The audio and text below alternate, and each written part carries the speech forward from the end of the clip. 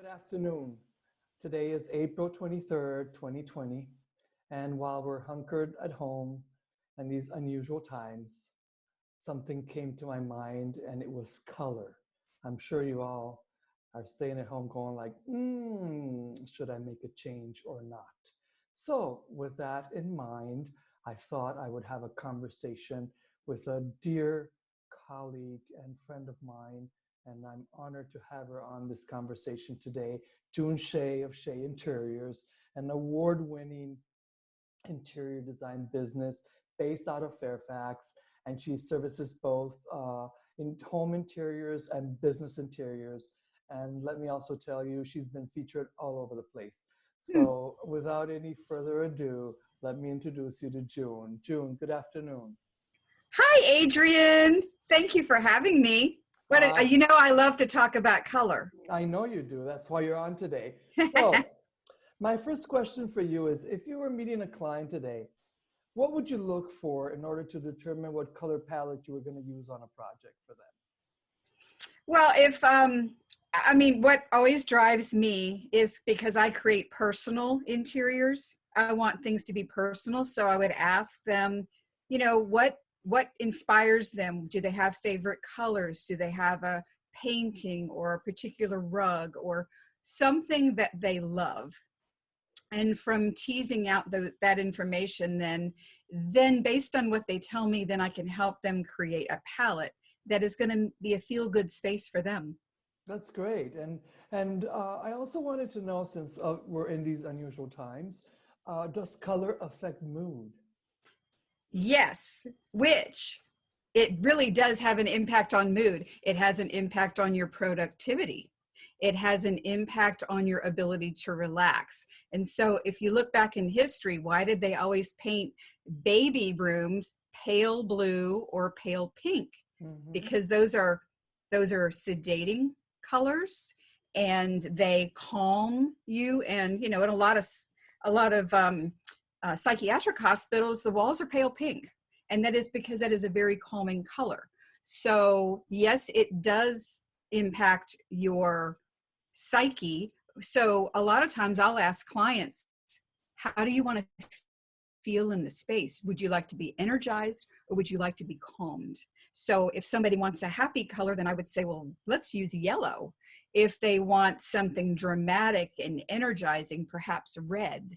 So yes, there is some psychology of color, and I think you need to find out what do you want to happen to you physically in the space, energized or calmed.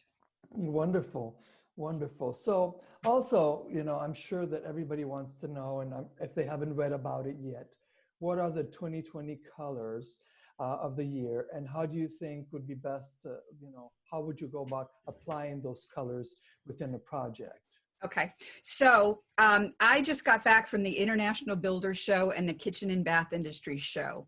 And what was really striking and also kind of on trend is the grayish that was everywhere for a long time is gone. Thank you, Lord. Because I like color. So it's gone. And what you're going to see is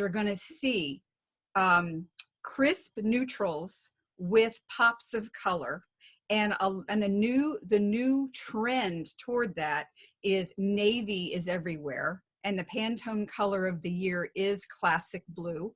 So you're seeing a lot of crisp whites paired with navy. You're seeing a combination in kitchens where you're using neutrals or off-whites with a pop of color. So you might have white cabinets, and you might have a couple of callouts that are like bright yellow or bright teal. Very, very fun, energizing spaces.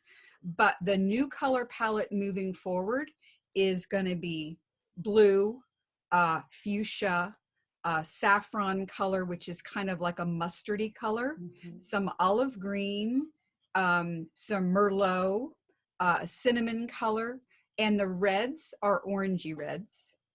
And the color is not grayed, it's more vibrant. Okay. So the best application, like for someone who is trying to sell a home, for sure, you can use neutral beiges, and one of my favorite neutral, meaning not too many yellow undertones, not too many green undertones, is a Benjamin Moore color called Navajo White. Yeah, I'm very familiar with that. It's an awesome color because it looks, you can push it to the cool side, you can push it to the warm side. And my absolute favorite color, and you know I'm a designer if I have a favorite color. Of course. My favorite trim color is Natural Echo, which is an old Duron color, but most paint companies have a formula for it. And what I like about it is a very bright white, but it is not sterile. It has just enough warmth in it to give you a contrast between another color and still look crisp and clean without being like you're in a hospital setting. Right. So it has depth to it. It's warm, and it's but it's bright. So you get, even with, if you're not using a very dark color on the wall, you get a nice break between the trim and that other color. Right. So one thing that I recommend people do all the time is to put their neutrals in the spaces that last the longest, like on the walls or on the sofas or on major pieces of furniture, and then add your trending colors, your Merlot, your olive, your blue, your cinnamon. Add that in your accessories, your lamps, your throws, your pillows, your things that are easy to pull out and replace. Yeah, If you change your mind. Sure, I've thought, for many years that even though there's a trend, there's a color coming online every so often, I should say every year, that the fact that you just mentioned to incorporate those variances into your accessories gives you a couple of things. Number one, you don't get bored. Right. Number two, you get rid of them and you can bring in the new color palette if you're having like neutral sofas, etc. So you touch upon one of the things that I wanted to talk to you about as a realtor is, I'm not necessarily into suggesting to a client that they should paint all the walls white and all the trims white and all the ceilings white. To me, that's definitely too sterile. Boring. Not only boring, but what you're trying to do. My responsibility is to ensure that the two largest surfaces of a home, one is being flooring and the other one is being walls, are done to where somebody just brings their stuff in, moves in, and then they wear it for a while, and then they can hire June Shea of Shea Interiors and say, June, I heard you talk about color, and I'm in this palette where Adrian got me this home that has agreeable gray or Navajo beige, and I need to make it my own.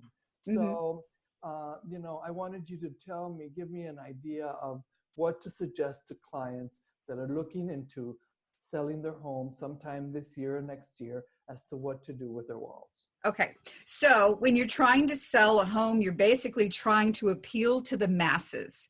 So anything that has an incredibly distinctive color, you don't want someone to be turned off by some of the color that you use. Exactly. However, I don't think you should stop using it. I just think you should be judicious. So if you wanted to pick a color like the Navajo beige and the Natural Echo, it is a very versatile color that can go any way you want.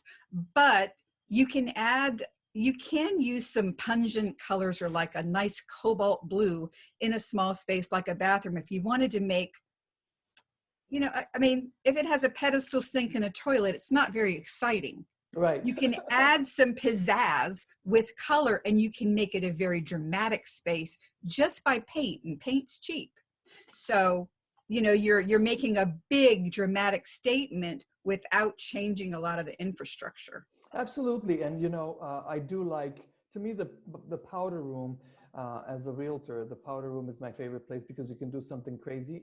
And people just open the door and smile because it's hidden behind the door, and that's okay. So what can I tell, moving on to a similar subject, I have clients that will call me and say, Adrian, I'm going to be moving in 2 or 3 or 4 years, and I want to make some changes in my home, and I want to do these changes now so I can wear them. And you talking about the blues and the whites and the combination of that, that if a client were remodeling a bathroom or a kitchen, they could do a combination of, blue cabinets with white cabinets or something like that? Well, I will tell you one thing. Finishes are on curves, and satin nickel's dead on arrival, folks. I hate to say it, but I don't recommend that to anybody, because it's already dated. It is so past its design life. You're still going to see it in Home Depot for a few more years, but that might tell you something. Right. But I recommend, if you want to have your space looking newer longer, maybe you concentrate on updating the finishes, like the satin brass. I mean, the bronze still has some life to it. The satin brass is still on the leading edge of the design curve, and it's going to be here for a while. So that's something that would update a space for the long haul. If somebody were to put satin nickel in their house right now and try to sell it in 4 years, it's going to look 10 years old. I even think that, now that you're talking about satin brass, what's been doing a comeback also has been chrome. Chrome and polished nickel. So polished nickel is really a beautiful color. It looks like freshly polished silver. Exactly. But in terms of what people would do if they want to look forward 4 to 5 years, I would say white and navy is fairly new. It's going to be sticking around. So if you have pops of color in your cabinetry, you're okay. I would probably try to stick with some of the more popular colors, like the navy, or the teal is still big, and some of the colors like yellow or orange or emerald green, I might stay away from. Yes, it's still aggressive, and it doesn't go with what you mentioned. We need to appeal to at least 80% of the people that walk through the door. Right. And I mean, I think navy, navy and white is always going to be kind of a classic color combination. So I think you'd be able to look updated and still have longevity. But the other thing is, it's very easy to use fairly neutral cabinetry and paint, and maybe put an exciting backsplash up to jazz it up. Great idea. Great idea. So June, I thoroughly enjoyed this conversation. I hope it's the first of several. I'm sure my clients are going to be, enjoying this, especially my realtor clients that are looking into, I'm at home and I have like a green wall that I'm staring at. What shall I do? Oh, yes. And so I so appreciate you being with us here today. Friends and clients and family, this is June Shea from Shea Interiors. I definitely recommend that you look her up. In my comments below will be a link to her business. And don't forget to subscribe. Click this thing that says subscribe and the little notification bell on the side so you can get additional information. If you would like some more information, put in the comments. Thank you. And you know what, Adrian? I have something I can send you that shows a lot of the colors for 2020. Perfect. So that way we can incorporate, I think it's a PowerPoint, if I'm not mistaken. Yeah. So we can incorporate that. Well, thank you very much, June. You're most welcome. Go sell some houses. I will. Take care. Bye-bye. Bye. Thanks.